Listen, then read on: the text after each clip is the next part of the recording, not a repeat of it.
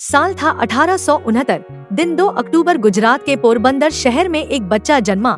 नाम रखा गया मोहनदास करमचंद गांधी। उस दिन किसी को नहीं पता था कि यह बच्चा एक दिन इतना बड़ा होगा कि सिर्फ अपने विचारों से एक पूरी ताकतवर सरकार को झुका देगा। बिना हथियार, बिना खून खराबा। गांधी जी के पिता का नाम था करमचंद गांधी। वो पोरबंदर रियासत के दीवान थे, यानी एक तरह से प्रधानमंत्री जैसे, बहुत ईमानदार, सख्त और कर्तव्यनिष्ठ। माँ का नाम था पुतलीबाई, एक सीधी, धार्मिक और बेहद संयमी महिला। दिन रात व्रत, पूजा, सेवा, यही उनकी जिंदगी थी। मोहनदास पर माँ का बहुत गहरा असर पड़ा। गांधी जी के कुल 4 भाई बहन थे, जिनमें मोहनदास सबसे छोटे थे। गांधी का बचपन आम बच्चों जैसा नहीं था। वो बहुत शर्मीले थे, ज्यादा बोलते नहीं थे। स्कूल में पढ़ाई ठीक ठाक चलती थी, लेकिन एक चीज उनमें अलग थी, वो कभी झूठ नहीं बोलते थे। एक बार स्कूल में मास्टर ने कहा स्पेलिंग गलत है, बगल वाले से देखकर ठीक कर लो, लेकिन उन्होंने नहीं देखा। मास्टर ने डांटा, लेकिन मोहनदास ने सच नहीं छोड़ा। वहीं से शुरुआत हुई सच्चाई के राह पर चलने की। साल 1883 मोहनदास की शादी कर दी गई। उम्र थी सिर्फ 13 साल। लड़की का नाम था कस्तूरबा। शुरुआत में दोनों के बीच बहुत झगड़े होते थे, लेकिन समय के साथ दोनों एक दूसरे के साथी बन गए। कस्तूरबा ने गांधी जी की हर लड़ाई में उनका साथ दिया। अब पढ़ाई की बारी थी। मोहनदास ने पोरबंदर और राजकोट से स्कूलिंग की, फिर भावनगर से कॉलेज में दाखिला लिया, लेकिन मन नहीं लगा।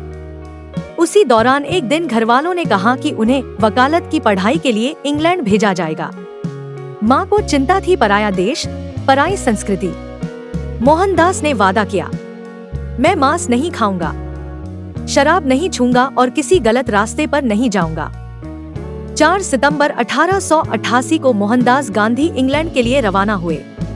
वहां उन्होंने इनर टेम्पल लंदन से वकालत की पढ़ाई की।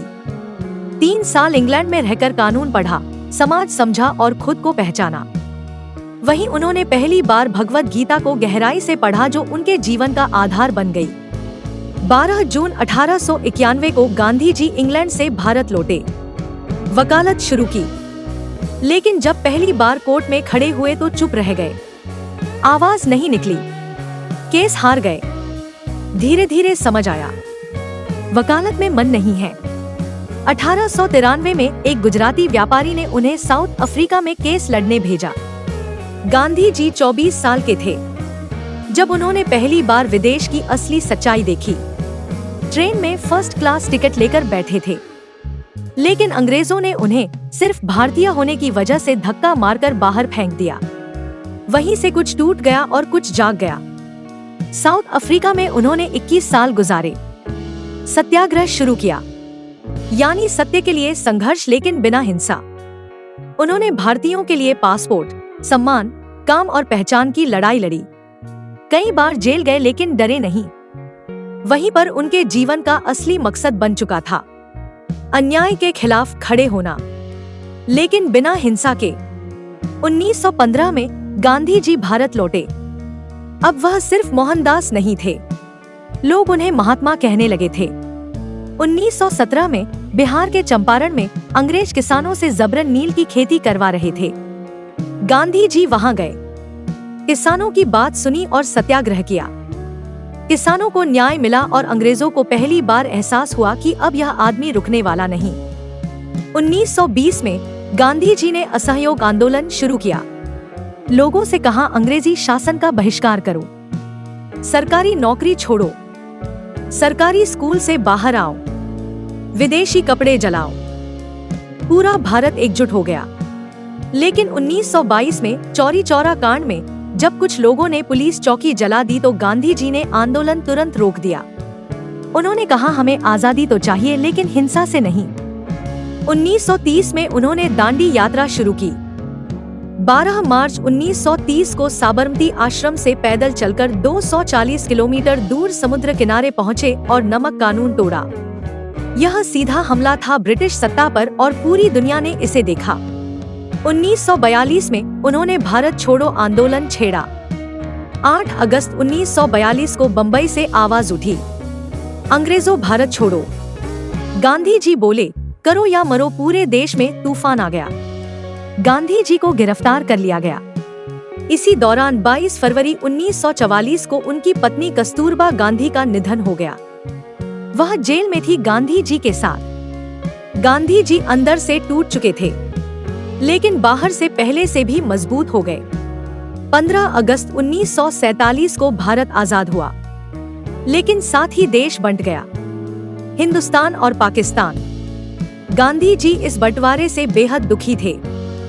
जब सब आजादी का जश्न मना रहे थे, वो नोआखाली बांग्लादेश में थे, जहां हिंदू मुस्लिम दंगे हो रहे थे। गांधी जी वहां उपवास कर रहे थे, लोगों को एकजुट करने की कोशिश कर रहे थे। कुछ कट्टरपंथी लोग उनसे नफरत करने लगे थे। उन्हें लगा कि गांधी जी मुसलमानों का पक्ष ले रहे हैं। उनमें से एक था नाथूराम गोडसे। फिर आया वो मनहूस दिन। 30 जनवरी 1948 शाम के करीब 5 बजे गांधी जी दिल्ली में बिरला हाउस में प्रार्थना सभा के लिए जा रहे थे। सफेद धोती, छड़ी हाथ में, धीमे कदमों से बढ़ते हुए सामने से एक व्यक्ति आया, नाथूराम गोडसे। गांधी जी ने मुस्कुरा कर देखा, हाथ जोड़े। गोडसे ने उन पर 3 गोलियां चलाई। गांधी जी के मुंह से निकला, हे राम, और गांधी गिर पड़े। सारा भारत स्तब्ध रह गया। एक पूरा युग थम गया। नाथूराम गोडसे एक हिंदू राष्ट्रवादी था जो गांधी जी को विभाजन और मुस्लिमों के प्रति सहानुभूति का दोषी मानता था। उसने सोचा कि गांधी को मारकर वो देश की रक्षा कर रहा है, लेकिन असल में उसने मानवता की आवाज को चुप कर दिया। गांधी जी नहीं रहे, लेकिन उनका विचार, उनका जीवन, उनकी आवाज आज भी जिंदा है। वीडियो अच्छा लगा तो वीडियो को एक लाइक और चैनल को सब्सक्राइब जरूर कीजिए। मिलते हैं अगले वीडियो में, तब तक के लिए जय हिंद, जय भारत।